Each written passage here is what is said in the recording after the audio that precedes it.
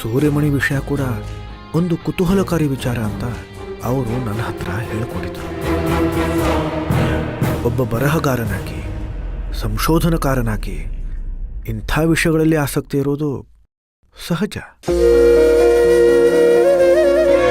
ಅವರು ಸಮಾಜನ ಎದುರು ಹಾಕೊಂಡು ಸಾಕಷ್ಟು ಪುಸ್ತಕಗಳನ್ನು ಬರೆದಿದ್ದಾರೆ. ಅವರಿಗೆ ಶತ್ರುಗಳ ಸಂಖ್ಯೆ ಕಮ್ಮಿ ಏನಿಲ್ಲ. ಆದರೂ ಅವರು ನಮಗೋಸ್ಕರ ಅಪಾಯನ ಮೈ ಮೇಲೆ ಹಾಕೊಂಡು ನಮಗೆ ಸಹಾಯ ಮಾಡಿದ್ದಾರೆ. ಅಂಥ ಹೃದಯವಂತಿಕೆ ಇರೋ ವ್ಯಕ್ತಿ ಬಗ್ಗೆ ಅನುಮಾನ ಪಡೋದು ಸರಿ ಇಲ್ಲ ಮಾವ. ಯಜಮಾನ್ರೆ, ಕಾಫಿ ತಗೊಳ್ಳಿ. ಅರೆ, ನೀನ್ಯಾಕೆ ತಗೊಂಡು ಬಂದೆ?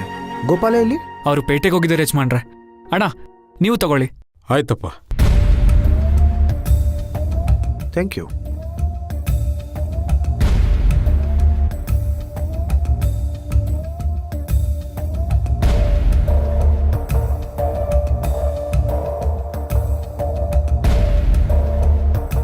ಮಾವ, ಒಂದು ಮಾತು.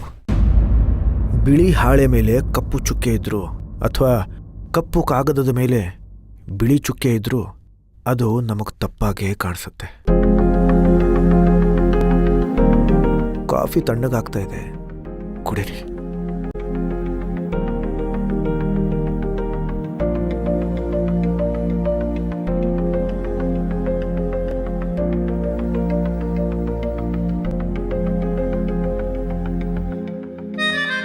ಈ ಕೃಷ್ಣನ್ ನಡವಳಿಕೆಯಲ್ಲಿ ಏನೋ ವ್ಯತ್ಯಾಸ ಕಾಣಿಸ್ತಾ ಇದೆಯಲ್ಲ.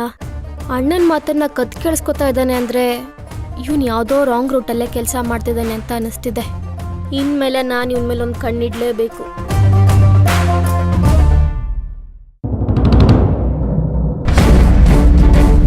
ಬಿಸಿಲಾದರೇನು ಮಳೆಯಾದರೇನು ಜೊತೆಯಾಗಿ ಎಂದು ನಾನಿಲ್ಲವೇನು.